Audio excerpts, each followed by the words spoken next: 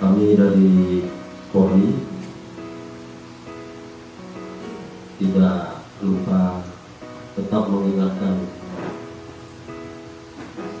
yang pertama, buatlah rencana pembangunan desa ini sematang mungkin. Yang kemudian apabila sudah direncanakan secara matang, silakan laksanakan pembangunan.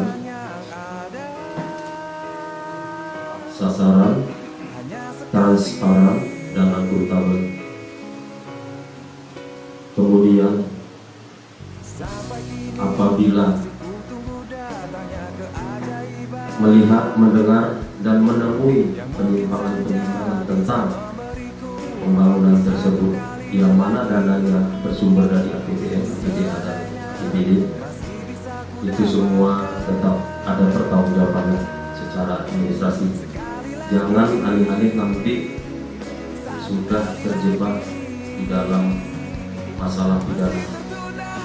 Jadi kami dari aparat kepolisian dibantu dengan camat dan Bapak dan beserta staf masing-masing tetap memberi spirit semangat. Satu tujuan kami kesini, yaitu semoga pembangunan desa ini sukses. Jadi saya rasa tidak panjang lebar yang bisa kami sampaikan, karena yang panjang lebar sudah dijelaskan dari Bapak BPMD tadi.